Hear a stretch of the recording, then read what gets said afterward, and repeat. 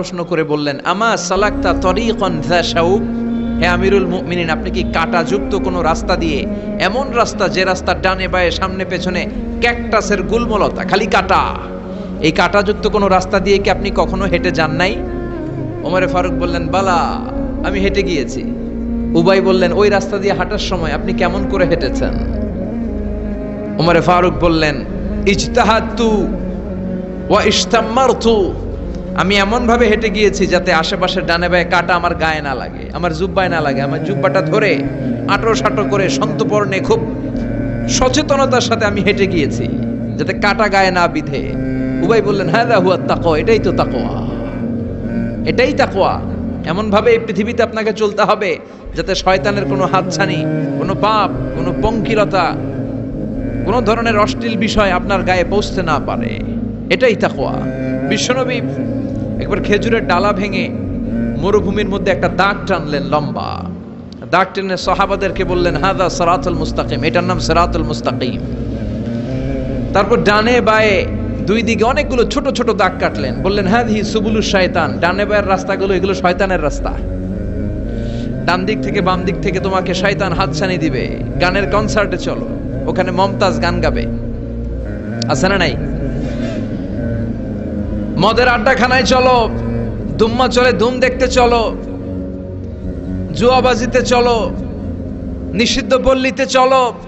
একটার পর একটা হাতছানি আপনাকে ডানে বায়ে সামনে থেকে পেছন থেকে আপনাকে গ্রাস করে ফেলতে চাইবে। কিন্তু মুমিন যখন সিরাতুল মুস্তাকিমের পথে একবার উঠেছে, এই পথটা শুরু হয়েছে দুনিয়া থেকে, এটার ওই প্রান্তে আছে জান্নাতুল ফেরদাউস। ঠিক কিনা? এজন্য প্রতিদিন সালাতে আমরা পড়ি, ইহদিনাস সিরাতাল মুস্তাকিম। যে যুবকদের এই সমস্যা আছে, পর্নোগ্রাফির সমস্যা, এটা জাতীয় সমস্যা বাংলাদেশের জাতীয় রোগের নাম ডায়াবেটিক্স। জাতীয় রোগের নাম কি? আর যুবকদের জাতীয় সমস্যা হচ্ছে কি? পর্নোগ্রাফি। স্মার্টফোনগুলো আমাদেরকে স্মার্ট না বানিয়ে আমাদেরকে শেষ করে দিচ্ছে। ঠিক কিনা? এজন্য আপনার একটা শক্ত সিদ্ধান্ত পারে আপনাকে জান্নাতি বানাতে, আর আপনার দুর্বল সিদ্ধান্তটাই আপনাকে জাহান্নামী বানানোর জন্য যথেষ্ট। এজন্য মুমিন মাত্রই তাকে বিশ্বাস করতে হবে, আল্লাহ ইজ ওয়াচিং মি। কি বিশ্বাস করবেন? আল্লাহ ইজ ওয়াচিং মি, আল্লাহ আমায় দেখছেন। কেউ দেখে না, কারো দেখার দরকার নাই, কিন্তু আমার আল্লাহ দেখে। ঠিক কি না? এটাই সবসময় মুমিনের অন্তরে থাকতে হবে। এটার নাম ঈমান, এটার নাম তাকওয়া। এই তাকওয়া নিয়ে যেন আমরা মরতে পারি, আল্লাহ তুমি তৌফিক দাও। ঈমানের সাথে যেন আমাদের মৃত্যু নসিব হয়, তুমি তৌফিক দাও। বিশ্বনবী সবসময় দোয়া করতেন, আল্লাহুম্মা রযুকনা হুসনাল খাওয়াতিম, হে আল্লাহ তুমি আমার শেষটাকে ভালো করো, কারণ সব ভালো তার, শেষ ভালো যার। এরকম অনেকে আছে আজীবন ইসলামের পক্ষে ছিল, কিন্তু শেষকালে মুরতাদ হয়ে মারা যায়, আছে না নাই? আবার অনেকে আজীবন ছিল কাফের, মুশরিক, ইসলামের শত্রু, নাস্তিক, কিন্তু শেষকালে কালিমা পড়ে মারা যায়, আছে না নাই? জিহাদের ময়দানে এক সাহাবা যুদ্ধ করতে করতে কাফির মুশরিকদেরকে কচু কাটা করে জাহান্নামে পাঠিয়ে দিচ্ছিলেন। জিহাদের ময়দানে ওনার যুদ্ধ দেখে সব সাহাবারা বলল, আজকের জিহাদের ময়দানের সব সওয়াব এই সাহাবা পেয়ে যাবে। বিশ্বনবী বললেন, হুয়া ফিন্নার, ও জাহান্নামে যাবে। এক সাহাবী তো অবাক, এটা আবার কেমন কথা? জান মাল সব বাজি রেখে জিহাদের ময়দানে আল্লাহর দুশমনগুলোর একটার পর একটাকে শেষ করে দিয়ে জাহান্নামে পাঠিয়ে দিচ্ছে, আর এই মুজাহিদ ফি সাবিলিল্লাহ জাহান্নামে যাবে। How it's possible? এই সাহাবী পেছনে পেছনে লুকিয়ে লুকিয়ে দেখতে লাগলো যে আমি এটার শেষ দেখতে চাই। দেখতে দেখতে এক পর্যায়ে তিনি খুঁজে পেলেন যে সাহাবী কাফেরদের বিরুদ্ধে যুদ্ধ করতে করতে কাফেরদের বিশাল এক ঘাঁটির ভেতরে ঢুকে পড়েছে। সেখানে যুদ্ধ করতে করতে একটা পর্যায়ে এমন আসলো, সে মারে আবার মার খায়। শুধু মারে না, মারেও আবার মরেও। মার খেতে খেতে হঠাৎ তার ডান হাতে এক কাফের এক কোপ মেরে তার ডান হাতটা কেটে ফেলে দিল। তাকে আহত অবস্থায় রেখে দিয়ে কাফেররা অন্যদিকে চলে গেল। এই ডান হাত থেকে ব্লিডিং হতে হতে এমন অবস্থা আর সহ্য হয় না, আর কিছুক্ষণ ওয়েট করলেই তার শাহাদাতের মৃত্যু। কিসের মৃত্যু? কথা বলেন।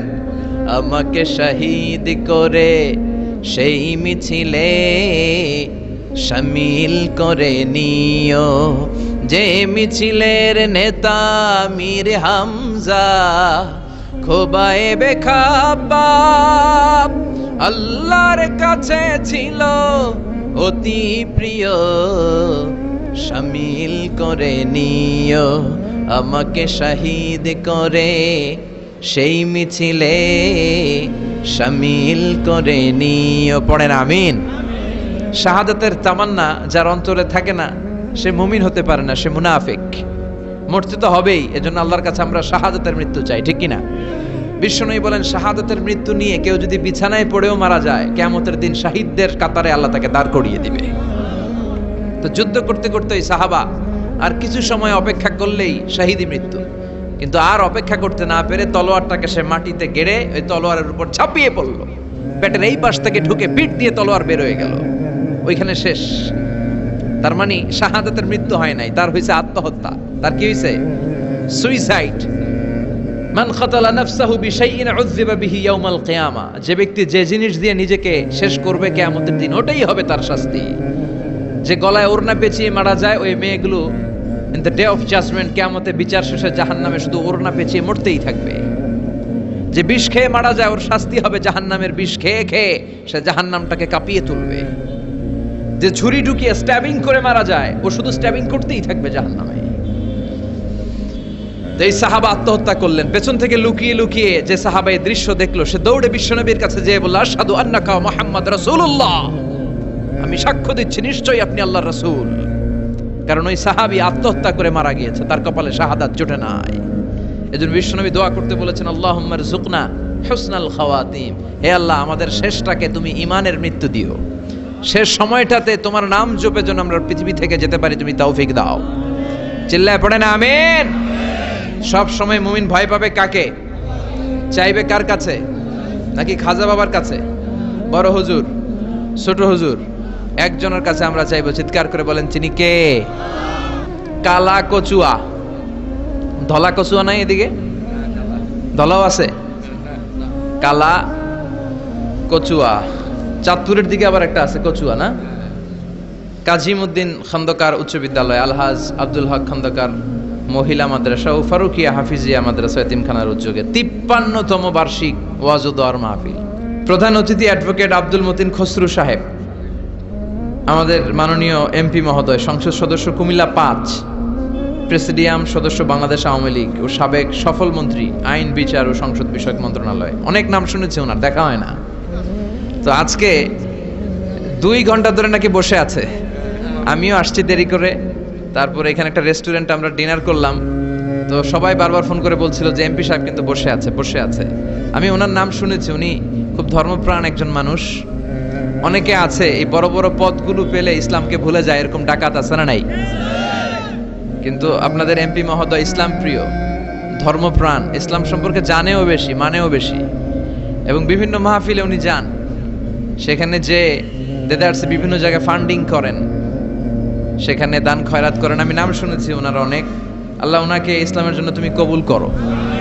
যতদিন বেঁচে থাকেন ততদিন যেন ইসলামের সৈনিক হিসেবে এই বাংলার জমিনে কাজ করতে পারে, তুমি তৌফিক দাও। আমার আগে কথা বলেছে মোহাম্মদ বেলাল হোসেন হেলালি সাহেব, চমৎকার কথা বলেছেন, সুনিশ্চিত কোরআন থেকেই কথা বলেছেন। কথা বলেছেন শরীফুল ইসলাম সুলতানি সাহেব, আরো অনেকে কথা বলেছেন। যারাই কথা বলেছে কোরআন থেকে বলেছে, আর কোরআন থেকে কথা বললে ওটা ভালো হয়, ঠিক কিনা? ওইখানে ভেজাল থাকে না। কারণ এই কিতাবটা এমন কিতাব যেই কিতাবে কোনো ভেজাল নাই। আছে? কথা বলেন। আপনারা তো ঝিমায় পড়ছেন কেন? হ্যাঁ, আপনাদের আওয়াজের চেয়ে যে ট্রাক যে যায় ওটার আওয়াজই তো বেশি। মুমিনের আওয়াজ হতে হবে ইমানের তেজে আওয়াজ, ঠিক কিনা? তাকবীর দেন গলা ফাটিয়ে। 3টা তাকবীর দিয়ে আমরা আজকে আলোচনা শুরু করি। প্রথম তাকবীর দিবেন যারা বিবাহিত আছেন তারা। দেখি আজকে আপনাদেরকে জাগায় তুলি। দ্বিতীয় তাকবীর যারা অবিবাহিত তারা। তৃতীয় তাকবীর আজকে সবাই মিলে দেব আমরা। শুরুতে বিবাহিতরা হাত তুলে দেখান কারা কারা এসেছেন। খাইছে আজকে তো বিবাহিত গো মাহফিল। হ্যাঁ, অনেক। আমিও আছি আপনাদের দলে, হাত নামান। মাইকের সাউন্ডটা আরেকটু বাড়াতে হবে, আরেকটু স্ট্রং করো। ঠিক আছে, আমি বলেছি ও বাড়াইতেছে। কোথায় মাইক পেন? কই? বাড়াই দাও, একটু বাড়াই দাও, স্ট্রং করো, সাউন্ডটা স্ট্রং। এদিকে গাড়ি যায় তো, ক্ষেতের মাঝখানে নীরব জায়গায় হলে সেখানে পিন ড্রপ সাইলেন্ট, যেখানে পিন পতন নীরবতা, ওইখানে খুব সুন্দর আওয়াজ হয়।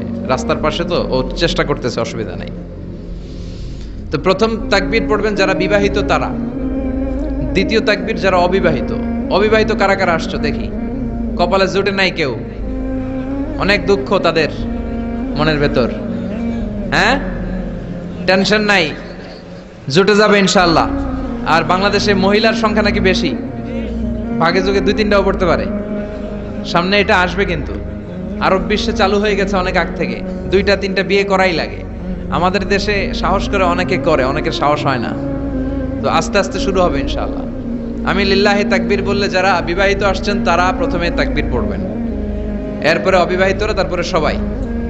বিবাহিতরা রেডি হয়েছেন? আপনারা প্রথমে পড়েন লিল্লাহি তাকবীর। মাশাআল্লাহ। এবার অবিবাহিতদের পালা, তোমরা সবাই রেডি?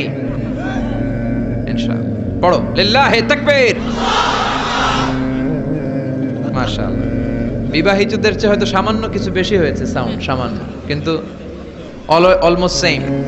এবার সবাই মিলে আমরা 3টা তাকবীর পড়ে সরাসরি মহাবিশ্বের মহাবিশ্বয় মহাগ্রন্থ আল কোরআন থেকে কিছু কথা আপনাদের সাথে শেয়ার করব। সবাই মিলে 3টা, অনেক আওয়াজ তুলতে হবে যাতে করে এখনো যারা আসে নাই তারা যাতে চলে আসে তাড়াতাড়ি, যে কি মিস করতেছি আমরা। সবাই মিলে 3টা তাকবীর পড়েন লিল্লাহি তাকবীর, লিল্লাহি তাকবীর, লিল্লাহি তাকবীর। আল্লাহ আজীবন যেন তোমার নামের বরত্বের ঘোষণা দেই। আমরা সব সময় তাকবীর দেই একজনের নামে, তিনি কে? আমাদের সব স্লোগানে কার নাম থাকে? হিন্দুরা পড়ে जो तो मिटाना चाहे जीवन का तृष्णा सुबह शाम बोल बंदे कृष्णा कृष्णा कृष्णा। ওরা বলে কৃষ্ণা কৃষ্ণা, আমরা বলি जो तो मिटाना चाहे जीवन का जाला सुबह शाम बोल बंदे अल्लाह अल्लाह अल्लाह। ঠিক কি না? আমাদের সব জায়গায় থাকে আল্লাহ আল্লাহ আল্লাহ। আমরা এই আল্লাহর নামে অন্তরে স্থান দিতে চাই। এই অন্তরটা এমন একটা জায়গা, বিশ্বনবী বললেন ইন্না ফিল জাসাদি মুদগা, নিশ্চয় দেহে একটা গোশতের টুকরা আছে, ইদা সলুহাত সলুহাল জাসাদু কুল্লু, দেহের এই গোশতের টুকরাটা যদি ভালো হয়ে যায় পুরো দেহটা ভালো হয়ে যায়। ওয়া ইন ফাসাদাত ফাসাদাল জাসাদু কুল্লু, দেহের এই গোশতের টুকরা যদি পচে যায়, খারাপ হয়ে যায়, পুরো দেহটা খারাপ হয়ে যায়। বিশ্বনবী বললেন আলা ওয়াহিয়াল কলব, জেনে রেখো এই গোশতের টুকরাটার নাম হচ্ছে কলব। সেটার নাম কি? এই যে বাম স্তনের 2 আঙ্গুল নিচে থাকে, এটা এই জায়গায় আল্লাহ সেট করে দিয়েছেন কলব। আলা বিযিকরিল্লাহি তাতমাইন্নুল কুলুব, কোনো কিছু দিয়ে এই কলবের প্রশান্তি আসে না শুধুমাত্র আল্লাহর জিকির ছাড়া। এজন্য কলবের মধ্যে আল্লাহর জিকির বসাতে হবে। কি বসাবেন? নাকি আয়না? অনেকে আয়না বসাতে চায়, বসায় না? কি বলে? আয়না বসায় দে মোর কলবের ভিতর। না, আয়না বসাবো না, এই কলবে থাকবে সুবহানাল্লাহ, আলহামদুলিল্লাহ, লা ইলাহা ইল্লাল্লাহ, আল্লাহু আকবার। এই 4টা জিকির সবচেয়ে সেরা জিকির, খেয়াল রাখবেন। দেখেন ইসলাম মানা সহজ, আমরা আজে বাজে জায়গায় যে আজে বাজে লোকদের কথা শুনে আমরা ভুল তথ্য পেয়েছিলাম এতদিন। ইসলাম মানাটা সহজ, একেবারে নিরেট, সোজা সাপটা, গোজামিল নাই। আল্লাহর কথা আর আল্লাহ রাসূলের কথায় কোনো গোজামিল থাকে না। সুবহানাল্লাহ, আলহামদুলিল্লাহ, লা ইলাহা ইল্লাল্লাহ, আল্লাহু আকবার। পড়েন সুবহানাল্লাহ, আলহামদুলিল্লাহ, লা ইলাহা ইল্লাল্লাহ, আল্লাহু আকবার। এই 4টা তাসবিহ হচ্ছে, 4টা জিকির হচ্ছে শ্রেষ্ঠ জিকির। শ্রেষ্ঠ তো শ্রেষ্ঠই তো পাইছেন, আর এদিক ওদিক তাকান কেন? পড়েন ইচ্ছে মতো, ইচ্ছে মতো পড়েন, ইচ্ছে মতো পড়েন। এই 4টা জিকির একসাথে মিলিয়েও পড়া যায়, আলাদা করেও পড়া যায়। আবার বিশ্বনবী বললেন মিজানের পাল্লা ভারী করতে চাও, ফাআম্মা মান সাকুলাত মাওয়াজিনুহু ফাহুয়া ফি আইশাতির রাদিয়া, মিজানের পাল্লা যারা ভারী করতে চাও তারা 2টা জিকির করবা, সুবহানাল্লাহি ওয়া বিহামদিহি সুবহানাল্লাহিল আযীম। এই 2টা শব্দ কালিমাতান হাবিবাতান ইলার রহমান, আল্লাহর কাছে খুব প্রিয়, সাকিলাতানি ফিল লিসান, এই জিহ্বার মধ্যে এই শব্দ 2টা উচ্চারণে খুব সহজ, খুব পাতলা। সাকিলাতানি ফিল মিজান, কিন্তু এই শব্দ 2টা মিজানের পাল্লায় রেখে দিলে অনেক ওজন হয়ে যাবে। সুবহানাল্লাহি বিহামদিহি সুবহানাল্লাহিল আযীম। পড়তে রাজি আছেন তো? প্রত্যেক ফরজ সালাতের পরে আয়াতুল কুরসি পড়বেন। কি পড়বেন? মুখস্থ আছে না? এটা পড়ে ফু দিলে কোনো জিন পড়ি ব্ল্যাক ম্যাজিক কোনো কিছু আপনারা ধরতে পারবে না। বিশ্বনবী বলেন, মান কারাআ আয়াতাল কুরসি দুবুরা কুল্লি সালাতিন মাকতুবা লাম ইয়ামনাহু মিন দুখুলিল জান্নাতি ইল্লাল মাউত। প্রত্যেক ফরজ সালাতের পরে কেউ যদি আয়াতুল কুরসি পড়ে, তার জান্নাতে ঢোকার ব্যাপারে আর কোনো বাধা নিষেধ থাকে না। একটা জিনিস ছাড়া, সুবহানাল্লাহ, আরেকটু পরে কোন একটা জিনিস ছাড়া, ইল্লাল মাউত, সেটা হচ্ছে মৃত্যু। লোকটা মরে না তাই জান্নাতে যায় না, মরলেই জান্নাতি। এবার সুবহানাল্লাহ। তাহলে প্রত্যেক ফরজ সালাতের পরে আয়াতুল কুরসি দরকার আছে না নাই? প্রত্যেক ফরজ সালাতের পরে সালাম ফিরিয়ে আওয়াজ করে পড়বেন আল্লাহু আকবার। 3 বার পড়বেন আস্তাগফিরুল্লাহ, আস্তাগফিরুল্লাহ, আস্তাগফিরুল্লাহ। সুবহানাল্লাহ 33 বার, আলহামদুলিল্লাহ 33 বার, আল্লাহু আকবার 34 বার। অথবা শেষে 3টা 33 বার পড়ে মিলাবেন লা ইলাহা ইল্লাল্লাহু ওয়াহদাহু লা শারীকা লাহুল মুলকু ওয়া লাহুল হামদু ওয়া হুয়া আলা কুল্লি শাইইন কাদির।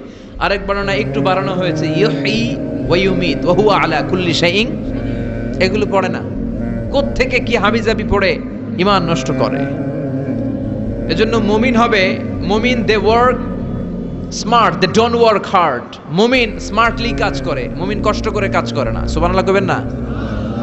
মুমিন সুযোগ খোঁজে, মুমিন কাজ করে smartly. They don't work hard, they work smart.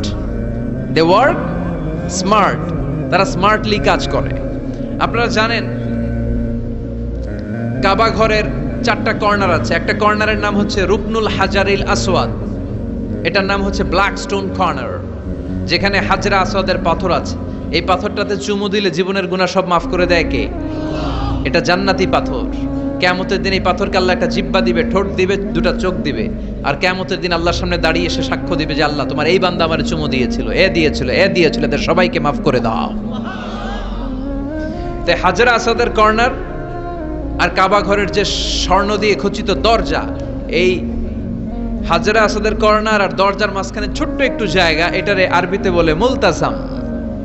আমার সাথে সাথে পড়েন, এটারে আরবিতে কি বলে? ইলতাজামা ইয়ালতাজিমু ইলতিজামান। মুলতাজিম, মুলতাজাম মানে হচ্ছে যেটার সাথে লেগে থাকা হয় সব সময়।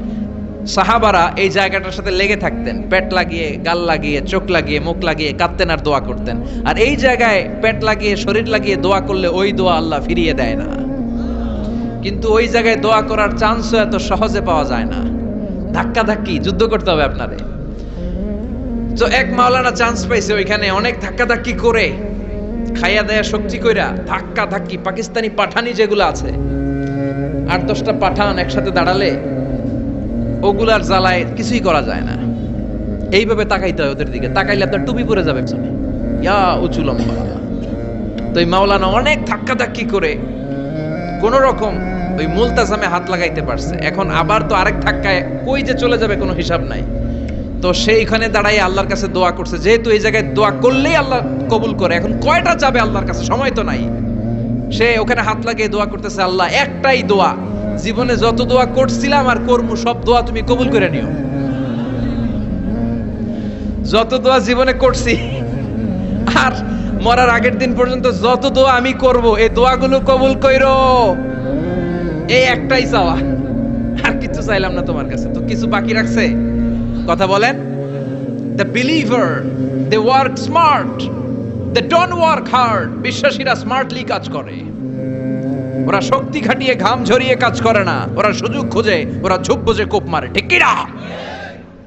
যেখানে সওয়াব বেশি, অল্প কাজে প্রফিট বেশি, লাভ বেশি, ওইটাই না মানুষ করবে। ঠিক কি না? এজন্য যে সহিহ আমলগুলোর কথা বললাম ফরজ সালাতের পরে, আজকে থেকে এগুলো আমরা করব। মনে থাকবে ইনশাআল্লাহ? পড়েন আর জোরে পড়েন ইনশাআল্লাহ। যে বইটা থেকে আমরা কয়েক মিনিট শোনার জন্য আজকে বসেছি, বইটার নাম সবাই বলেন। এই কোরআনে কোনো ভুল নাই, কোনো সন্দেহ নাই। This is the book, the most authentic and original book in the world, whereof there is no doubt in it and a guidance to those who are muttaqin. আল্লাহ বললেন যালিকাল কিতাব লা রাইবা ফি হুদাল লিল মুত্তাকিন। এমন বই যেটাতে সন্দেহের অবকাশ নেই, মুত্তাকিনদের জন্য গাইডলাইন। আবার রব্বুল আলামিন বলেন কিতাবুন আনজালনাহু ইলাইকা লিতুখরিজান নাসা মিনাল যুলুমাতি ইলান নূর। ও Muhammad, I've revealed this holy and sacred book unto you in order to lead the mankind out of darkness into the light. ও নবী, অনেকগুলো অন্ধকার থেকে একটা আলোর মশালের দিকে নিয়ে যাওয়ার জন্য আমি কোরআন নাজিল করেছি। বামপন্থীদেরকে ডানপন্থী বানানোর জন্য আমি কোরআন নাজিল করেছি। জাহান্নামীগুলারে জান্নাতি বানাতে আমি কোরআন নাজিল করেছি। সুবহানাল্লাহ পড়েন। ওই কোরআন থেকে আজকে আমরা কথা শুনবো, পড়েন ইনশাআল্লাহ। আমি আপনাদের খেদমতে আল কোরআন আল কারীমের 30তম পারার 112তম সূরা, খুব ছোট্ট একটি সূরা, সাইজে ছোট্ট হলেও ফজিলতের শেষ নাই। এই সূরার বরকতের শেষ নাই। এই সূরার ইম্পর্টেন্স, সিগনিফিকেন্স, স্ট্যাটাস এগুলো শেষ নাই। অনেক ছোট ছোট জিনিসকে আমরা উপেক্ষা করি, আমরা গুরুত্ব দিতে চাই না, কিন্তু আসলে এটার গুরুত্ব যে কত বেশি আমরা বুঝি না। সূরাতুল ইখলাস হচ্ছে ওই রকম একটি সূরা যেটাকে আমরা গুরুত্ব দেই কম, আসলে অনেক গুরুত্বপূর্ণ। সুবহানাল্লাহ পড়েন। এমন একটা সূরা যে সূরাটা সবার মুখস্থ আছে। মুখস্থ নাই কার কার একটু হাত তোলেন। সবার মুখস্থ আছে না? আলহামদুলিল্লাহ পড়েন। তো এই সূরাটা থেকে কিছু কথা আজকে আমরা শুনবো, শিখবো, জানবো আমলের নিয়তে। নিয়ত খালেস করেন। ইন্নামাল আমালু বিন্নিয়াত। সব কাজের প্রতিফল দেয়া হবে নিয়তের উপর বেস করে, বেসড অন ইউর ইন্টেনশন। আপনার কি ইচ্ছা ছিল, এজন্য সব কাজ করার আগে নিয়তটাকে খালেস করবেন। নামাজে দাঁড়ানোর আগে যদি নিয়তে গোলমাল থাকে নামাজ হবে? কথা বলেন। আপনি যদি লোক দেখানোর জন্য সালাত পড়েন হবে? মানুষে আপনারে আলহাজ ডাকবে, এজন্য যদি হজ করেন কবুল হবে? এরকম হাজি আছে না নাই?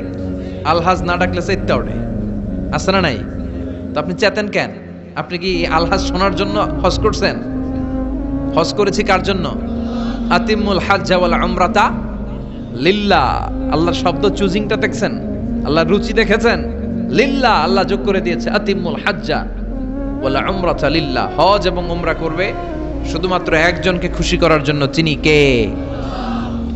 এটার নাম ইখলাস। সবকিছু আল্লাহর জন্য করতে চাওয়া, এটার আরবি নাম হচ্ছে ইখলাস। আরবি নাম কি? আর এই ইখলাস নামে আল্লাহ কোরআন একটা সূরায় দিয়ে দিয়েছে। সুবহানাল্লাহ। কোরআনে যত সূরা আল্লাহ দিয়েছে প্রত্যেকটা সূরার নাম কোরআনের ওই সূরার ভেতরকার কোনো আয়াত থেকে বা শব্দ থেকে নেওয়া হয়েছে, কিন্তু এই সূরাটা এই সূরার ভেতরকার কোনো শব্দ থেকে এটার নামকরণ হয় নাই। সূরাতুল ইখলাসের ভিতরে আল ইখলাস শব্দটা আছে, এটা একটা সূরা। আর একটা সূরা আছে যে সূরার নামকরণ ওই সূরার কোনো শব্দ থেকে নেওয়া হয় নাই, সেটা হচ্ছে সূরাতুল ফাতিহা। আল ফাতিহা শব্দটা সূরা ফাতিহা 7 আয়াতের কোথাও আছে?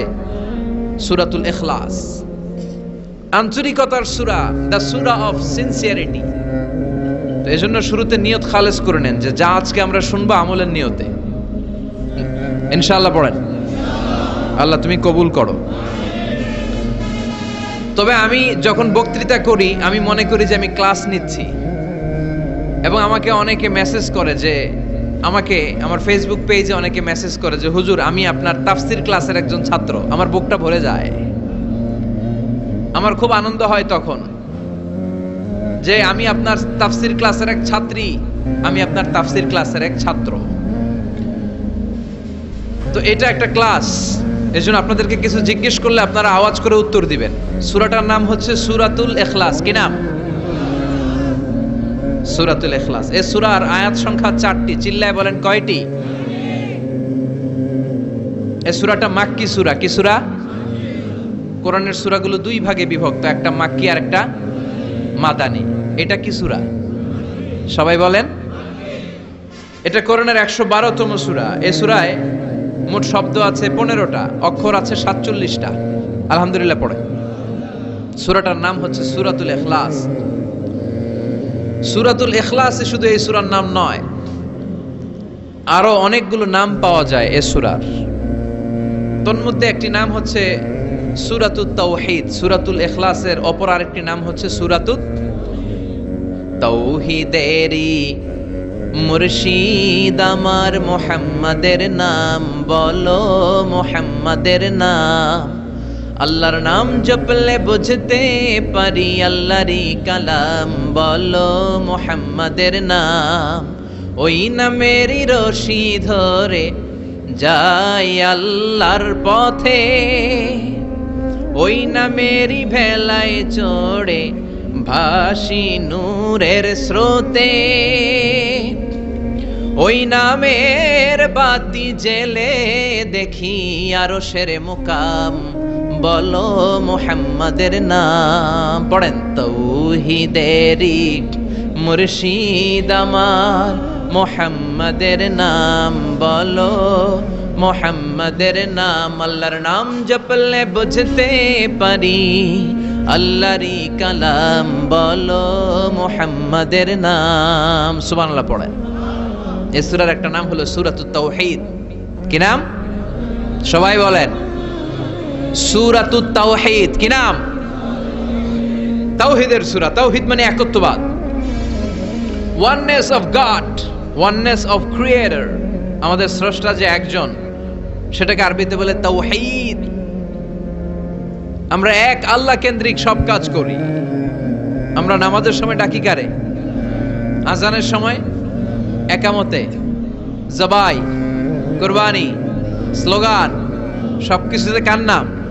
এটার বলে তাওহীদ। আর এই তাওহীদের বিপরীত হচ্ছে শিরক।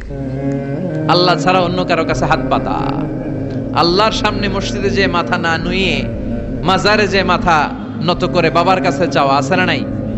দয়াল বাবা রে দয়া করো আমারে, দয়াল খাজা রে দয়া করো আমারে, আছে না নাই? বাবা খাজা কেউ দয়া করতে পারে না, দয়া করার মালিক কে? আল্লাহ। এজন্য বলতে হবে দয়াল আল্লাহ রে দয়া করো আমারে। পড়েন, দয়াল আল্লাহ রে দয়া করো আমারে। মৃত ব্যক্তির কাছে কিছু চাওয়া যায় না, খেয়াল করে শুনবেন। আল মাইয়িতু ফিল কবর কাল গরিকু ফিল বাহার। সাঁতার না জানা ব্যক্তি সাগরে পড়ে গেলে যেমন অসহায়, কবরে চলে গেলে মানুষটা এরকম অসহায়, সে চেয়ে থাকে আপনারা কি পাঠাইবেন, আপনারা তার জন্য কি পাঠান, এটার জন্য সে ওয়েট করে। সে কিছু পাঠাতে পারে না, সে আপনার বিপদ থেকে উদ্ধার করতে পারে না, সে আপনার মনের আশা পূর্ণ করতে পারে না। আপনার মনের আশা পূর্ণ করতে পারে শুধু একটা সত্তা, চিল্লায় বলেন তিনি কে? এটার নাম তাওহীদ। এটার নাম কি? এজন্য খাজা বাবার দরবারেতে কেউ ফিরে না খালি হাতে। এগুলো বলবেন কখনো? কেউ ফিরে না খালি হাতে, খাজারে তোর দরবারে তে, বলে না? এটা কি সত্যি? কত দরবার থেকে কত লোক খালি হাতে ফিরে। দামি ঘড়ি পরে গেছে, ঘড়ি চুরি হয়েছে, এখন খালি হাতে ফিরে। পকেট ভর্তি টাকা নিয়ে গেছিল, টাকা চুরি হয়ে যায়, খালি পকেটে ফিরে, আছে না নাই? দামি জুতা পরে গিয়েছে, জুতা চুরি, খালি পায়ে ফিরে, আছে না নাই? এক দরবার থেকে কেউ কোনোদিন খালি হাতে ফিরে না। চিৎকার করে বলেন, দরবারটা কার? কেউ ফিরে না খালি হাতে, আল্লাহরে তোর দরবারে দে। পড়েন, কেউ ফিরে না। মনে থাকবে? এটার নাম তাওহীদ, এটার নাম। আর এর বিপরীত হচ্ছে শিরক। বিপরীত কি? ইন্নাল্লাহা লা ইয়াগফিরু আন ইউশরাকা বিহি ওয়া ইয়াগফিরু মা দুনা যালিকা লিমান ইয়াশা। আল্লাহ বলেন তিনি সব গুনাহ মাফ করে দিতে পারেন, সব গুনাহ তিনি ক্ষমা করে দেন, সব পাপ তিনি মার্জনা করে দেন, শুধুমাত্র শিরকের পাপ ছাড়া। কোন পাপ ছাড়া? মনে থাকবে, শিরক করছেন তো মরছেন, শিরক করেছেন তো মরেছেন। ক্যান্সারের অ্যানসার আছে, শিরকের কোনো অ্যানসার নাই, কারণ আল্লাহ সব মাফ করে, এটার মাফ করে না। ইন্না শিরকা লা যুলমুন আযীম, এটা মহাপাপ, সব পাপের বড় পাপ, সব পাপের বাপ। এটার নাম শিরক। এটার নাম কি? চাবো আল্লাহর কাছে, চাবো, সেজদা দিব আল্লাহর কাছে, সেজদা দেব। মনের আশা আকাঙ্ক্ষা জ্বালা যন্ত্রণা সব দূর করে দিতে পারে একজন। চিৎকার করে বলেন তিনি কে? বিশ্বনবী বলেন হাদিসে কুদসিতে আল্লাহ ফরমান, কিয়ামতের কঠিন ময়দানে পাহাড় পরিমাণ গুনাহ নিয়ে, সাগরের অথই জলরাশি পরিমাণ গুনাহ নিয়ে, ও বান্দা যদি তুমি আমার কাছে হাজির হয়ে যাও, ওই গুনার মধ্যে যদি শিরকের কোনো গুনাহ না থাকে, তাহলে আমি আল্লাহ পাহাড় পরিমাণ, সাগরের জলরাশি পরিমাণ ক্ষমার দয়া নিয়ে তোমার কাছে হাজির হয়ে যাব। লাইন আশরাকতা লায়াহবাতান্না আমালুক ওয়ালা তাকুনান্না মিনাল খাসিরিন। যদি শিরক করো তোমার সব আমল শেষ। আপনার রোজা, আপনার নামাজ, আপনার জিকির, আপনার হজ সবগুলোর বরবাদ করে দিবে কে? এজন্য আমরা যখন নামাজে দাঁড়াই, আল্লাহ বলে নামাজ পড়ে আগে ঘোষণা দে তুই মুশরিক না মুওয়াহহিদ। আমরা পড়ি ইন্নী ওয়াজ্জাহাতু ওয়াজহিয়া লিল্লাযী ফাতারাস সামাওয়াতি ওয়াল আরদা হানিফাও ওয়া মা আনা মিনাল মুশরিকিন। ওয়া মা আনা মিনাল, এর মানে কি? আমি মুশরিক না। আল্লাহ আমি মুশরিক না। আল্লাহ আমি মুশরিক না। আবার যখন আরাফার ময়দানে লক্ষ লক্ষ হাজী সাহেবান ইজার আর রিদা, সাদা রঙের একটা চাদর পরে, সাদা রঙের একটা লুঙ্গি পরে, চোখের পানি ছেড়ে আরাফার ময়দানে কাঁদে। আল্লাহ বলে কান্না করবি পরে, আগে বল শিরক করস নাকি? আমরা বলি লাব্বাইক আল্লাহুম্মা লাব্বাইক, লাব্বাইক লা শারীকা লাক। আল্লাহ কোনো শিরক করি না, তোমার সাথে কাউরে অংশীদার স্থাপন করি না। তুমি সব রাজার বড় রাজা, মহারাজা, তোমার সাথে কোনো শরীক নাই, তোমার সমকক্ষ মহাবিশ্বে কেউ নাই। এটার নাম তাওহীদ। এটার নাম কি? এজন্য শিরকের সাথে আমাদের কোনো ধরনের সম্পর্ক। বিশ্বনবী বললেন শিরক হচ্ছে আখফা মিন দাবিবিন নামাল।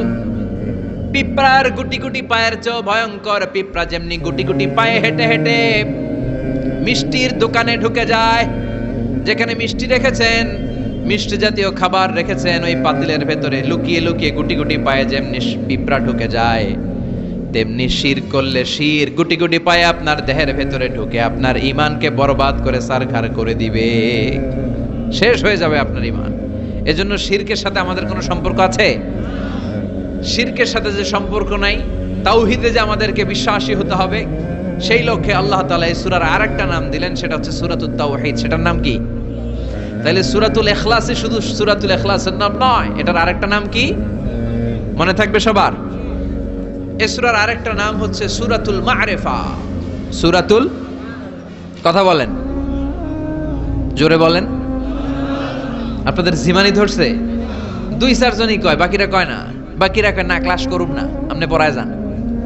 আছে না নাই? এই সূরার নাম সূরাতুল মা'রিফা। চিল্লায় বলেন কি নাম? এইভাবে উত্তর করতে হবে, মা'রিফা। মা'রিফা মানে জানা বা চিনা। মা'রিফা মানে কি? জানা বা চিনা। এই সূরা পড়লে আল্লাহরে জানা যায়, এই সূরা তেলাওয়াত করলে আল্লাহরে চিনা যায়। তাহলে যারা আল্লাহরে চিনে বেশি, আল্লাহরে জানে বেশি, আল্লাহরে মানে বেশি, তারাই মারেফতের লোক। কথা কন? কিন্তু আমগো বাংলাদেশে এটার নাম দিছে মারেফত।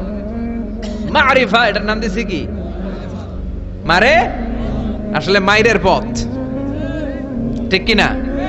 ইসলামের সৌন্দর্য, the beauty of Islam, the distorted the beauty of Islam. ইসলামের সৌন্দর্যকে তারা নষ্ট করেছে। এরকম আছে না? নামাজ পড়ে না, রোজা রাখে না, পর্দা করে না, চুলের মধ্যে জট পাকিয়ে রাখে, লাল শালু পরে ঘুরে বেড়ায়, আর বলে কলব পরিষ্কার তো সব পরিষ্কার। এরকম ডাকাইত আছে না নাই? দোদেল বান্দা কালমা চোরে, না পায় শ্মশান না পায় ঘোর, দিন থাকিতে আয়রে পথে ছাইড়া দে ভণ্ডামি, ভণ্ডামি ভণ্ডামি ভণ্ডামি, ছাইড়া দে ভণ্ডামি। এগুলো হলো ভণ্ডামি। কথা বলেন। নামাজ কালাম পড়ে না, ইবলিশ শয়তানের নানা। কালাকুচু এগুলা। নামাজ নাই, তোর সাথে আমার কথা নাই, ঠিক কিনা? ও মারেফত শিখায় আমারে। কি শিখায়? মারেফত।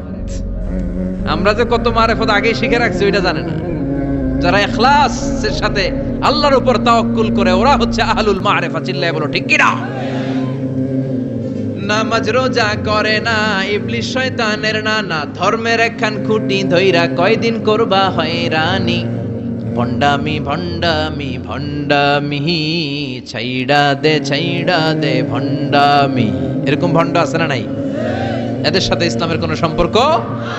এ সূরার নাম সূরাতুল মা'রিফা। এ সূরা পড়লে আল্লাহরে জানা যায়, আল্লাহরে চেনা যায়, ঠিক কিনা? তাহলে শিখলেন এ সূরার একটা নাম সূরাতুত তাওহীদ, আরেক নাম সূরাতুল মা'রিফা। এই সূরার আরেকটা নাম সূরাতুস সামাদ। সূরাতুস, কেননা এই সূরার ভেতরে সামাদ শব্দটা আছে না নাই? সামাদ কার নাম? কথা বলেন। আল্লাহর নাম। সামাদ মানে হচ্ছে অমুখাপেক্ষী, যিনি কারো কাছে চায় না, সবাই তার কাছে চায়। তিনি কে? তিনি আল্লাহ। এটার নাম সূরাতুস সামাদ। সামাদ মানে অমুখাপেক্ষী। সামাদের বিপরীত শব্দ হচ্ছে সনাম। সামাদের বিপরীত কি? সানাম মানে মূর্তি। সানাম মানে মূর্তি। জাহেলি যুগে বিশ্বনবীর কাছে যখন সর্বপ্রথম তাওহীদের দাওয়াত আসলো, ওই সময়ে একটা লোক মূর্তির পূজা করত, মূর্তিটারে খুব দেখভাল করত, যত্ন করত, আদর সোহাগ করত, আর রাত্রিবেলা এটার সামনে মিষ্টি দই হালুয়া চিরা রাইখা কেঁদে কেঁদে মনের জ্বালার কথা মূর্তির কাছে কইতো। সে ভাবতো এটাই আমার বড় খোদা। সে কি ভাবতো? এটারে বললেই এটাই আমার বিপদ থেকে মুক্তি দিবে, আমাকে পরিত্রাণ দিবে, আমাকে সেভ করবে এটা।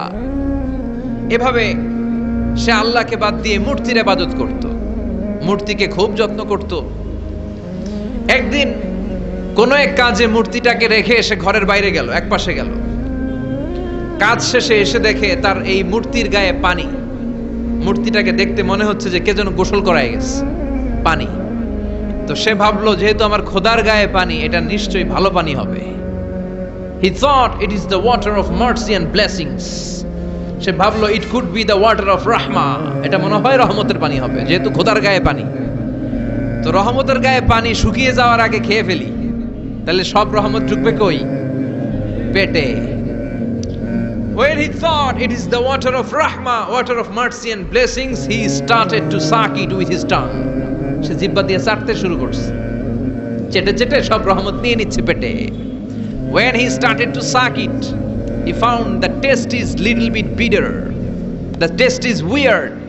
জিহ্বা দিয়ে যখন চাটতে শুরু করছে, তখন সে পেল যে এটার স্বাদটা কেমন যেন কটা কটা লাগে, লবণাক্ত, একটু টক টক, হাজমুলার মতো লাগে। কিসের মতো? কিরে এরকম লাগে কেন? If it is the water of mercy, it should be sweeter. এটা যদি রহমতের পানি হয়, এটা সুইট হবে, মিষ্টি হবে। এটা টক লাগে কেন? কটা লাগে কেন? ঘটনা কি? খুঁজতে লাগলো ডানে বায়ে। খুঁজতে খুঁজতে দেখে ঘরের পাশেই দুইটা খ্যাকশিয়াল। অনেকে এই বর্ণনাটা দিতে যে কুকুরের কথা বলে, কিন্তু হাদিসে এসেছে খ্যাকশিয়াল, সালাবান, দুইটা খ্যাকশিয়াল। দেখতো যে একটা খ্যাকশিয়াল এখনো পা উঁচু করে রাখছে, মাঝখান থেকে রহমতের পানি এখনো কিছু পড়ছে। Just dropping the water of রাহমা, এখনো পড়তেছে টপ টপ। বোঝা যায় না? বোঝা যায়। টনক নড়েছে তার ঘুমন্ত বিবেক এবার জেগেছে। এবার সে চিন্তা করলো, হায় হায়, এতক্ষণ ভাবছি রহমতের পানি, এখন দেখি কুত্তার মুত, এখন দেখি খ্যাকশিয়ালের পেশাব। সর্বনাশ, কি করলাম এতটা বছর, এত টাকা, এত পয়সা, এত আদর সোহাগ যত্ন এটারে দিলাম, কি দিল তার বিনিময়ে সে আমাকে? যে একটা খ্যাকশিয়ালের পেশাব থেকে, কুকুরের পেশাব থেকে নিজের বাঁচাতে পারে না, সে জাহান্নামের আগুন থেকে কিয়ামতের দিন আমারে কেমনে বাঁচাবে? রাগের চোটে খোদারে ধরে দিছে আসার। খোদারে ধরে কি করছে? এক আসারে খোদার হাত পাও নাই। ভাঙ্গা খোদারে নিয়া দৌড়ে দৌড়ে বিশ্বনবীর কাছে এসেছে। এসে বলল, আব্দুল্লাহর বেটা মোহাম্মদ, এতদিন ভাবছি এটা খোদা, এখন দেখি হুদা। হুদা হুদা এটার পিছনে ঘুরছি, এটার কোনো পাওয়ার নাই, সব পাওয়ার আছে একজনের। চিল্লায় বলো, তিনি কে? ঝিনুকের ভেতর লুকিয়ে থাকে যেমন মতি, ঝিনুকের ভেতর লুকিয়ে থাকে যেমন মতি, কালমা শাহাদাতে আছে আল্লাহর জ্যোতি, কালমা শাহাদাতে আছে আল্লাহর জ্যোতি। পড়েন পড়েন। ঝিনুকের ভেতর লুকিয়ে থাকে যেমন মতি, ঝিনুকের ভেতর লুকিয়ে থাকে যেমন মতি, কালমা শাহাদাতে আছে আল্লাহর জ্যোতি, কালমা শাহাদাতে আছে আল্লাহর জ্যোতি। সুবহানাল্লাহ পড়েন। এসে বলে, আব্দুল্লাহর বেটা মোহাম্মদ, ভাবছিলাম খোদা, এখন দেখি হুদা, আর এটারে ডাকতে চাই না, তুমি আমারে পড়ায় দাও লা ইলাহা মুহাম্মাদুর রাসূলুল্লাহ। কালিমা পড়ে মুসলমান হয়ে গিয়েছে। সুবহানাল্লাহ পড়েন। এজন্য এই সূরার একটা নাম হচ্ছে সূরাতুস সামাদ। তাহলে পাইলাম সূরাতুত তাওহীদ, পাইলাম সূরাতুল মারিফা, পাইলাম সূরাতুস সুবহানাল্লাহ পড়েন। এই সূরাটা বিশ্বনবী সাল্লাল্লাহু আলাইহি ওয়াসাল্লাম প্রতিদিন ফজরের নামাজের সুন্নত যে 2 রাকাত, ফজরের সালাতের সুন্নত 2 রাকাত পড়ি না আমরা, এই সুন্নত 2 রাকাতে বিশ্বনবী পড়তেন। মাগরিবের 2 রাকাত সুন্নতের মধ্যে এই সূরাটা পড়তেন। বেতেরের 3 রাকাতের শেষ রাকাতে বিশ্বনবী সূরাতুল ইখলাসটা পড়তেন। আবার তাওয়াফ করার পরে যারা হজ উমরা করছেন, তাওয়াফ করা লাগে না? কয়টা? 7টা। 7টা তাওয়াফে একটা তাওয়াফ হয়। 7টা রাউন্ড দিলে, টার্ন দিলে 7 টার্নস মেক এ তাওয়াফ। 7টা টার্ন দিবেন আপনি, তখন একটা তাওয়াফ হয়। এই ইবাদতটা শুধু মক্কাতুল মুকাররমাতে করা যায়, আর পৃথিবীর কোথাও করা যায়? তাওয়াফ প্রতিদিন 120টা রহমত নাজিল হয় কাবা ঘরে। সিত্তুন আলিত তাইফিন, 60টা তাওয়াফকারীদের জন্য। 40 আলিল মুসাল্লিন, 40টা যারা কাবা ঘরে নামাজ পড়ে তাদের জন্য। ওয়াল 20 লিন-নাযিরিনা ইলাল কাবা, বাকি 20টা যারা নামাজও পড়ে না, তাওয়াফও করে না, শুধু কাবার দিকে দু চোখ মেলে তাকিয়ে থাকে, তাদের উপর প্রতিনিয়ত 20টা রহমত নাজিল হতে থাকে। প্রতিদিন 120টা রহমত নাজিল হয় কাবাকে কেন্দ্র করে। সুবহানাল্লাহ বাড়িতে গিয়া চিৎকার করে আল্লাহু আকবার। এই 7 তাওয়াফ করার পরে 2 রাকাত নামাজ পড়া সুন্নাত। জানেন? জানা না থাকলে জেনে রাখেন, হজে যেদিন যাবেন কাজে লাগবে, উমরা করতে গেলেও লাগবে। 7 তাওয়াফ করে 2 রাকাত সালাত পড়তে হয়। এই 2 রাকাতের প্রথম রাকাতে বিশ্বনবী পড়তেন সূরাতুল কাফিরুন, কুল ইয়া আইয়ুহাল লা আ'বুদু মা, আর দ্বিতীয় রাকাতে পড়তেন সূরাতুল ইখলাস। সুবহানাল্লাহ পড়েন। আবার বিশ্বনবী এই সূরাকে বলেছেন সুলুসুল কোরআন, কোরআনের 3 ভাগের 1 ভাগ। একবার কেউ যদি তাজবিদের সাথে সূরাতুল ইখলাস তেলাওয়াত করে, রব্বুল আলামিন তার আমলনামায় 10 পারা কোরআন তেলাওয়াতের সওয়াব দিয়ে দিবে। 2 বার তেলাওয়াত করলে 20 পারার সওয়াব দেয়া হবে। 3 বার যদি কেউ এই ছোট্ট সূরাটা কেবলমাত্র 3 বার তেলাওয়াত করে, পুরো কোরআন খতমের সওয়াব আমলনামায় দিবে কে? ফজিলত কম না বেশি? টের পাচ্ছেন তো ফজিলতটা? 3 বার পড়লে পুরো কোরআন কভার। কোন কোন মুহাদ্দিসিন বলেছেন না, বিশ্বনবী সুলুসুল কোরআন দ্বারা 1/3 অফ দ্য বুক দ্বারা এটা বুঝায় নাই। বিশ্বনবী বুঝিয়েছেন পুরো কোরআনটাকে যদি প্রেসাইজ করা হয়, কনসাইজ করা হয়, যে হুজুর পুরো কোরআনের সব কথাগুলোর আপনি প্রেসাইজ করে 3 শব্দে আমারে বলেন যে পুরো কোরআন আল্লাহ কি বলেছে, তাহলে আমি বলবো কোরআনে আল্লাহ আপনাকে বলেছে তাওহীদের কথা, বলেছে রিসালাতের কথা, আর বলেছে আখিরাতের কথা। তাহলে পুরো কোরআনের মৌলিক কথা 3টা। 1 নাম্বার তাওহীদ, 2 নাম্বার রিসালাত, 3 নাম্বার সবাই বলেন 1 নাম্বার, 2 নাম্বার, 3 নাম্বার। যেহেতু এই সূরাটা তাওহীদ নিয়ে কথা বলে, যেহেতু এই সূরাটা তাওহীদের রূপরেখা অঙ্কন করেছে, সেহেতু কেউ যদি এই সূরাটা পড়ে কেমন যেন সে কোরআনের 3 ভাগের 1 ভাগ তেলাওয়াত করে ফেলল। কোন সুবহানাল্লাহ। এজন্য এটাকে বিশ্বনবী বলেছেন সুলুসুল কোরআন, 1/3 অফ দ্য বুক। হয় একবার পড়লে 10 পারা, 2 বার 20 পারা, 3 বারে পুরো খতম, না হয় অন্তত তাওহীদের সব বিষয়গুলো আপনার অন্তরের মধ্যে ঢুকে যাবে। চিল্লায় কোন আল্লাহু আকবার। অনেক বরকতের সূরা। বিশ্বনবী মুহাম্মদ রাসূলুল্লাহ সাল্লাল্লাহু আলাইহি ওয়াসাল্লাম মক্কা থেকে মদিনায় হিজরত করে আসলেন। মদিনায় যাওয়ার আগে কোবা পল্লী, যারা হজ উমরায় গিয়েছেন, মক্কা থেকে মাত্র 5 কিলোমিটার দূর একটা মসজিদ আছে, মসজিদে কোবা। প্রতিদিন শনিবার বিশ্বনবী মসজিদে নববী থেকে কোবা মসজিদে হেঁটে হেঁটে যে 2 রাকাত নামাজ পড়তেন।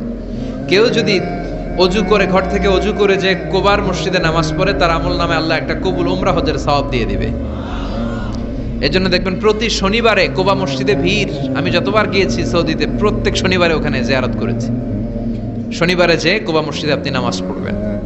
এই কোবা মসজিদ তৈরি করে বিশ্বনবী চলে আসলেন মদিনাতুল মুনাওয়ারাতে। এসে তিনি জায়গা চুজ করলেন, কোথায় হবে আমার মসজিদ, লোকেশন চুজ করলেন। বিশ্বনবী লোকেশন চুজ করতে পারতেন খুব ভালো। খুঁজে খুঁজে এমন একটা জায়গা তিনি বাছাই করলেন, সেন্টার অফ দ্য সিটি, এটা শহরের একেবারে মাঝখানের জায়গা। বিশ্বনবী বললেন এই জায়গা আমার লাগবে। সুবহানাল্লাহ কইবেন না?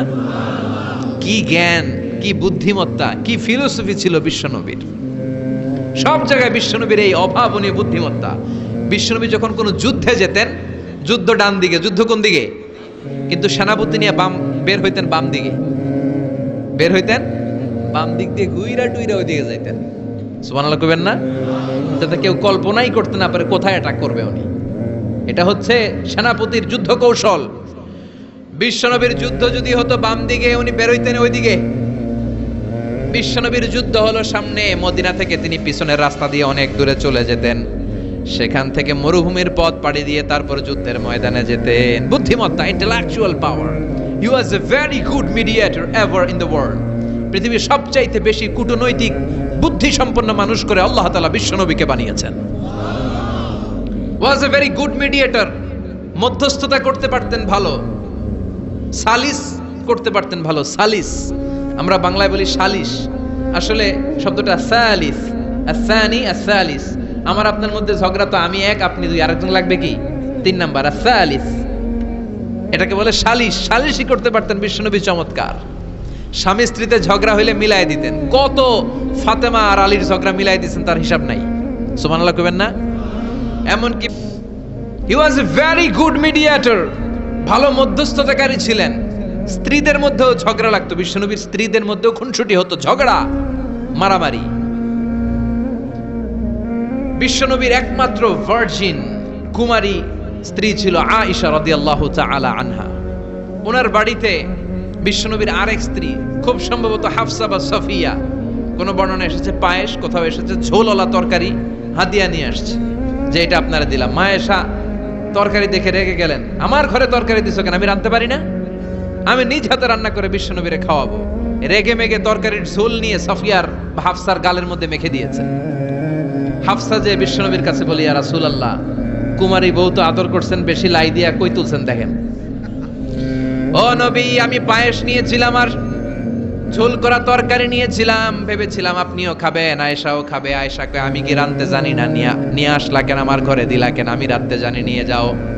শুধু আমার তরকারিটা প্রত্যাখ্যান করে নাই, তরকারির ঝোল আর পায়েস দিয়ে আমার গালের মধ্যে কসমেটিক্স বানায়া দিছে। এই যে গাল দেখেন, দলিল নিয়ে আসছি, দেখেন কি করছে। বিশ্বনবীর পদ্ধতি ছিল, বিচার কেউ দিলেই he never take any action, he never react anymore.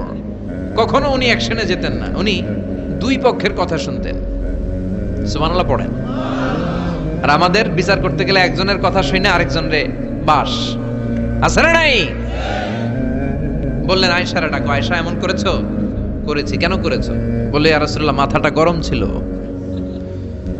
নিজেকে সামলাতে পারিনি গো নবী, সামলাতে পারিনি, আমি ভুল করেছি, আমি স্বীকার করলাম, মাফ করে দেন। বিশ্বনবী বললেন, এবার ঠিক আছে, দুজনের কথা আমি শুনেছি, এবার আমার জাজমেন্ট হচ্ছে কিসাস, মানে যেমন করেছো তেমন, গুতা মারলে গুতা, ঘুষি মারলে ঘুষি, আঘাত করলে আঘাত, ঠিক কিনা?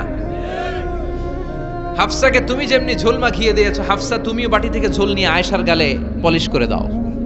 হাফসাও সুযোগ পাইয়া ঝোল নিয়ে মাইখা দিছে। এবার দুইজনের গালে কসমেটিক্স। বিশ্বনবী মুচকি হাসলেন, আরশের উপর থেকে খুশি হয়ে গেল কে? এটা হচ্ছে বিশ্বনবীর বিচার করার বুদ্ধিমত্তা। হি ওয়াজ এ ভেরি গুড মিডিয়েটর। ঝগড়া লাগলেই, বুখারীতে একটা চ্যাপ্টার আছে, চ্যাপ্টারের নাম হচ্ছে ইযহাবু বিনা নুসলিহ বাইনাহুম। চ্যাপ্টারের নাম আমাকে নিয়ে চলো, আমি মিলাইয়া দিব। চ্যাপ্টারের নাম কি? আমাকে নিয়ে যাও, আমি মিলাইয়া দিয়ে আসবো। কত জায়গায় যে বিশ্বনবী যে মিলাইয়া দিয়ে আসতেন। মক্কা থেকে তিনি যখন মদিনায় এসেছেন, মদিনার দুইটা গোত্র ছিল, আউস আর খাজরাজ।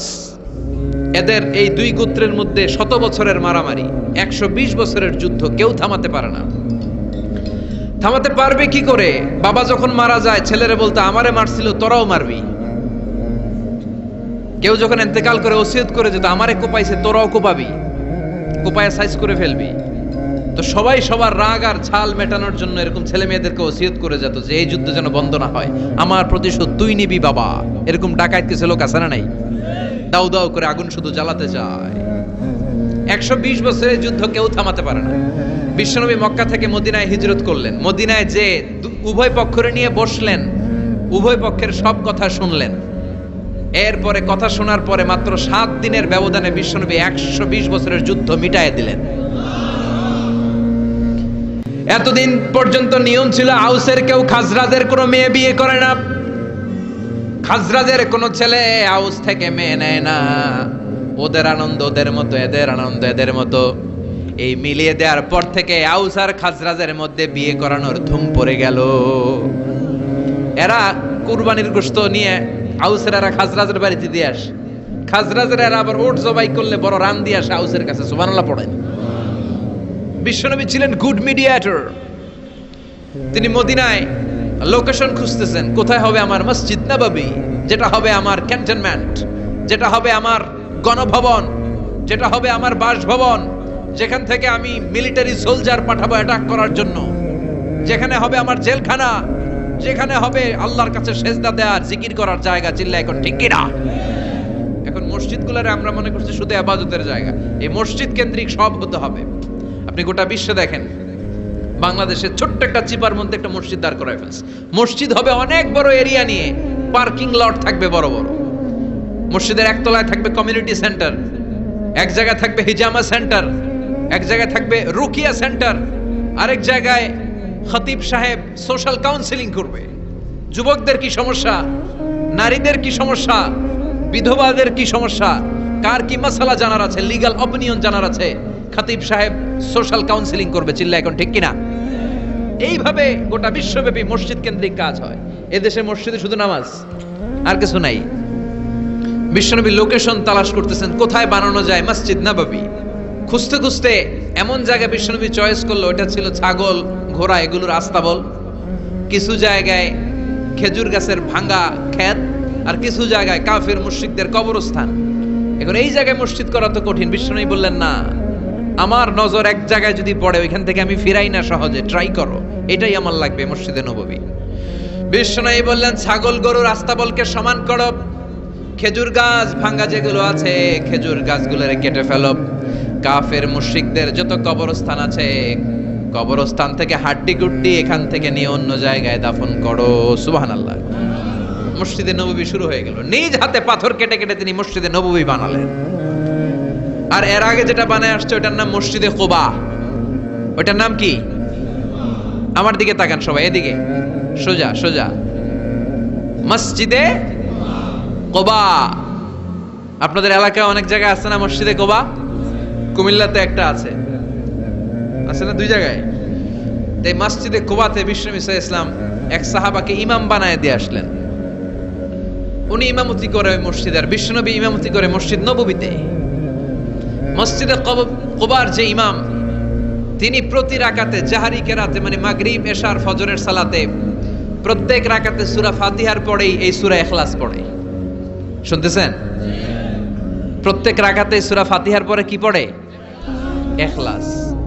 মাগরিবের প্রথম রাকাতেও ইখলাস, দ্বিতীয় রাকাতেও ইখলাস, এশার প্রথম রাকাতেও ইখলাস, দ্বিতীয় রাকাতেও ইখলাস। ইখলাস পরে এরপর অন্য একটা সূরা পড়ে, কিন্তু শুরু করে ইখলাস দিয়ে। ফজরের প্রথম রাকাতেও ইখলাস, দ্বিতীয় রাকাতেও। মুসল্লিরাকে পাইছে কি? পাইছে কি? খালি ইখলাস, খালি ইখলাস। যে ধরছে, আপনি পাইছেন কি বলেন? ইমাম সাহেব বলে, কিছুই পাই নাই, আমার মন চায় আমি পড়ি, তোর মন চাইলে তুই পড়, নাইলে যা। তোর কমিটির সভাপতি সেক্রেটারি এই মসজিদের ইমাম হিসেবে আমার নিয়োগ দেয় না, নিয়োগ দিছে বিশ্বনবী। আমার নিয়োগ যদি বাতিল করতে হয় লাগবে বিশ্বনবীরে তুই বাগ। তোমার মনে চাইলে পড়ো, নাইলে অন্য মসজিদে পড়ো, যাও মিয়া। এটা তো সভাপতির সেক্রেটারির নিয়োগ দেয়া মসজিদ না, এটা নিয়োগ দিয়েছে বিশ্বনবী, ঠিক কিনা? নিয়োগ বাতিল করলেও কে করবে? বিশ্বনবী। সবাই বিশ্বনবীর কাছে যে বললো, ইয়া রাসূলুল্লাহ, এমন মুসল্লি এমন ইমাম আপনি দিয়ে আসছেন, উনি ইখলাস ছাড়া আর কিছু পড়ে না। বিশ্বনবী বললেন, তাই নাকি? এমন করে কেন? ডেকে আনো।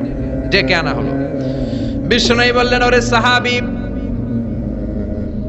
ঘটনা কি হাসা? কয় হাসা। প্রতি রাকাতে সূরা ইখলাস পড়ো, তোমার কি কোরআন থেকে অন্য কোন সূরা মুখস্থ নাই?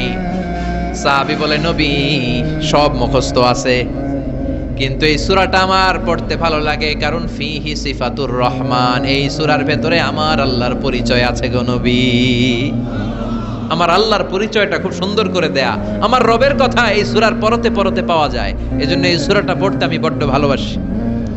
বিশ্বনবী বললেন, ইমামতি যাবে না, তোরটা পার্মানেন্ট হইছে। আল্লাহু আকবার। তোর ইমামতি পার্মানেন্ট করে দিলাম, যেমনে পড়াইতি এমনেই পড়াবি। প্রতি রাকাতে সূরাতুল ইখলাস তুমি পড়ো, সমস্যা নাই। এই যে তুমি সূরাতুল ইখলাস পড়ো, সূরাতুল ইখলাসকে ভালোবাসো, আল্লাহ বলেছেন এই ইখলাসের ভালোবাসার কারণে কিয়ামতের দিন আল্লাহ তোরে জান্নাতে ঢুকায়া দিবে। ইখলাসের ভালোবাসার কারণে আনতা মিন আহলিল জান্নাহ, তুমি জান্নাতে যাবা। হুব্বুকা ইয়াহা ইউদখিলুকাল জান্নাহ, এই সূরার ভালোবাসাই তোমার জান্নাতে ঢুকায়া দিবে। সুবহানাল্লাহ পড়েন। এজন্য সূরা বেশি বেশি পড়তে রাজি আছেন তো? বিশ্বনবী তাবুকের যুদ্ধে গেলেন। তাবুকের ময়দানে বিশাল যুদ্ধের ময়দান, বিশ্বনবী 30,000 সৈন্য নিয়ে গিয়েছেন, আর খ্রিস্টানদের সৈন্যদের সংখ্যা হচ্ছে প্রায় 40,000। কিন্তু বিশ্বনবী যুদ্ধে এসেছেন শুনে খ্রিস্টান বাদশা দৌড়, সৈন্যবাহিনী নিয়ে সব পালায় গেছে। যুদ্ধ ছাড়াই বিশ্বনবীর বিজয় দিছে কে? বিশ্বনবী তো মহা খুশি, আল্লাহর শুকরিয়া আদায় করলেন। যুদ্ধের ময়দানে বিশ্বনবী দাঁড়িয়ে আছেন, হঠাৎ দেখলেন সাইয়েদনা জিব্রাইল আকাশ থেকে জমিনে নেমে আসছে। জিব্রাইলকে আল্লাহ তাআলা 600 পাখা দিয়েছিলেন। সহিহ মুসলিমের বর্ণনা, রাআ রাসূলুল্লাহি জিবরিলা ওয়া লাহু 600 জানাহ। 600 পাখা, কয়শো? 600 পাখা মেলে সাইয়েদনা জিব্রাইল নেমে আসছেন। ওনার পাখার কারণে সূর্যের আলো পৃথিবীর মধ্যে পড়তে বাধা সৃষ্টি হচ্ছে। অন্ধকার দেখে বিশ্বনবী তাকিয়ে দেখে জিব্রাইল একা না, জিব্রাইলের সাথে হাজার হাজার ফেরেশতার বহর। বিশ্বনবী বললেন, কত ফেরেশতা এসেছে? কয় 1,40,000। সাইয়েদনা জিব্রাইল বললেন, ও নবী, আপনি যুদ্ধের ময়দানে আল্লাহর শুকরিয়া করেন, আর ওই মদিনাতে আপনার কলিজার টুকরা সাহাবী মুআবিয়া ইবনে মুআবিয়া আল মুজানি একটু আগে শেষ নিঃশ্বাস ত্যাগ করেছে গো নবী। বিশ্বনবী পড়লেন, ইন্না লিল্লাহি ওয়া ইন্না ইলাইহি রাজিউন। সাইয়েদনা জিব্রাইল বলেন, নবী, এইমাত্র মুআবিয়া ইবনে মুআবিয়া আল মুজানি দুনিয়া থেকে বিদায় নিয়েছে, আপনি কি তার রুহের মাগফিরাতের জন্য গায়েবানা জানাজা পড়বেন না? বিশ্বনবী বললেন, অবশ্যই পড়ব। সাহাবাদের মধ্যে ঘোষণা দিয়ে দিলেন, সবাই ওযু করে আসো। যুদ্ধের ময়দানে আল্লাহ আমাদেরকে বিজয় দিয়েছে, আর খবর পেলাম মদিনাতে আমার সাহাবা মুআবিয়া ইন্তেকাল করেছে। মুআবিয়ার রুহের মাগফিরাতের জন্য আমরা গায়েবানা জানাজা পড়ব। পড়েন সুবহানাল্লাহ। গায়েবানা জানাজা কি বুঝেন? লাশ থাকে না সামনে, লাশ নাই, 4 তাকবীরে এটা আপনি পড়তে পারেন, এটা আপনি পড়তে পারবেন। লাশ নাই কিন্তু তার জন্য দোয়ার জন্য পড়তে পারবেন। জানাজা মানি দোয়া, দোয়া লিল মাইয়িত। 4টা তাকবীর আপনি অনেক দোয়া করছেন এই মরা লাশের জন্য, এটা তো অর্থ তো বুঝে না, এজন্য জানাজার পরে আবার হাত তুলে দোয়া করা লাগে আমাদের, কারণ কি দোয়া করছে এটা বুঝি নাই। বুঝলে কিন্তু আর লাগতো না, ঠিক কি না? বিশ্বনবী সাহাবাদের নিয়ে দাঁড়ালেন, লম্বা লম্বা কাতার হলো। সাহাবীদের কাতারের শেষে সাইয়েদনা জিব্রাইল 1,40,000 ফেরেশতাদেরকে নিয়ে জানাজায় শরীক হলেন। বিশ্বনবী 4 তাকবীর দিয়ে জানাজা পড়লেন, আল্লাহু আকবার, আল্লাহু আকবার, আল্লাহু আকবার, আল্লাহু আকবার। 4টা তাকবীরের মধ্য দিয়ে জানাজা শেষ করলেন। বিশ্বনবী তাকিয়ে দেখে সাহাবাদের পেছনে 1,40,000 ফেরেশতা দাঁড়িয়ে জানাজায় শরীক হয়েছে। বিশ্বনবী বললেন, জিব্রাইল, কোনদিন তো এত ফেরেশতা নিয়ে কারো জানাজায় শরীক হতে